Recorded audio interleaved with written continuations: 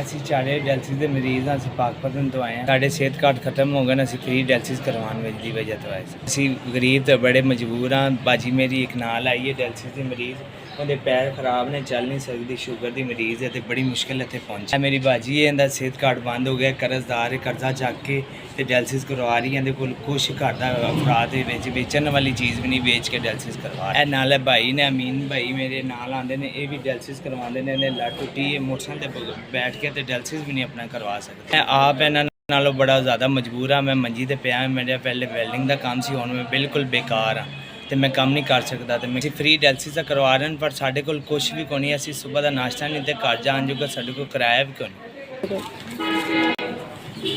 ਸਾਡੇ ਵੱਲੋਂ ਫਤਰਾਨੇ ਦਾ 10,000 ਰੁਪਏ ਮੈਨੂੰ ਮਿਲੇ। ਅਸੀਂ ਮਜਬੂਰ ਤੇ ਗਰੀਬ ਲੋਕ ਹਾਂ, ਸਾਨੂੰ ਇਹ ਫਤਰਾਨਾ ਲੱਗਦਾ ਹੈ। ਬੜੀ ਮਿਹਰਬਾਨੀ, ਸ਼ੁਕਰੀਆ। ਬਾਤ ਅੱਲਾਹ ਪਾਕ ਤੁਹਾਡਾ ਭਲਾ ਕਰੇ, ਅੱਲਾਹ ਪਾਕ ਤੁਹਾਨੂੰ ਤੰਦਰੁਸਤੀ ਦੇਵੇ ਜੀ, ਅੱਲਾਹ ਪਾਕ ਤੁਹਾਡੇ ਰਿਜ਼ਕ 'ਚ ਬਰਕਤ ਪਾਵੇ। बहुत बहुत मेहरबानी, बहुत बहुत शुक्रिया। ਅਸੀਂ ਬੜੇ ਤਕਲੀਫ ਦੇ ਮਰੀਜ਼ ਆ, ਸਵੇਰ ਦੀ ਰੋਟੀ ਵੀ बहुत मेहरबानी, बहुत शुक्रिया। ਅਸੀਂ ਆਰਾਮ ਨਾਲ ਘਰ ਪਹੁੰਚ ਜਾਵਾਂਗੇ। बड़ी मेहरबानी, 10,000 रुपये चारों ਨੂੰ किराया दिता है, अस घर पहुँच जावांगे। अल्लाह ਤੁਹਾਡਾ भला करे, अल्लाह ਤੁਹਾਡੇ कारोबार 'ਚ बरकत पावे, तंदुरुस्ती।